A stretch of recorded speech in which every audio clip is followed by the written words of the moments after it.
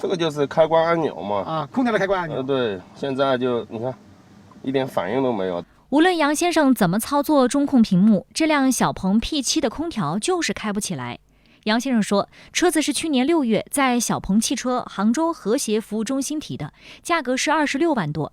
7月28号，他到河南出差，突然发现车子的空调坏了。你当时没反应啊，平常打开车，它就自能开启了嘛。那你现在根本就什么风都没有。杨先生告诉记者，当时他找了河南当地的小鹏汽车服务中心，那边也没有维修车辆空调所需的配件。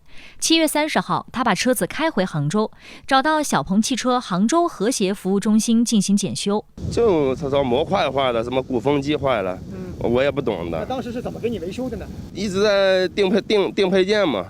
后面实在没办法了，弄他换了个旧配件嘛。这个模块换上去以后，空调好了吗？好了。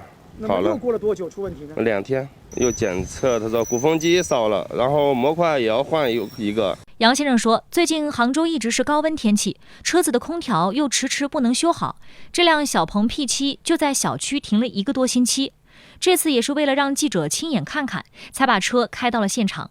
他希望小鹏汽车方面拿出一个合理的解决方案。这么多天，你看车也车也开不了。你觉得这方面他的损失要给你一部分的补偿？那肯定啊，我担心后期再换上去再换，那很麻烦啊。所以你担心这个车还会发生？所以没有保障。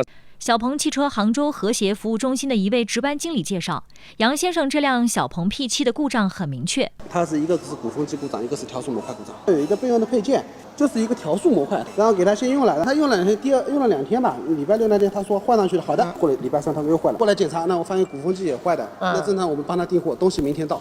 小鹏汽车东区公关负责人后来给记者发来短信回复，其中提到，经门店检查，判定车辆鼓风机和调速模块故障，需要更换。因客户急需用车，备件缺货，门店明确告知并获得客户同意后，为其车辆更换了临时配件。8月3号，空调再次发生偶发故障，已第一时间联系客户，预计6号配件到店后维修，同时全面试车检查。除了为客户车辆实施免费维修，小鹏汽车方面也愿意对因车辆维修期间对客户造成的不便给予合理范围的关怀方案。杨先生反馈，正在和小鹏汽车的工作人员协商解决方案，目前双方还没有达成一致。1818黄金眼记者报道。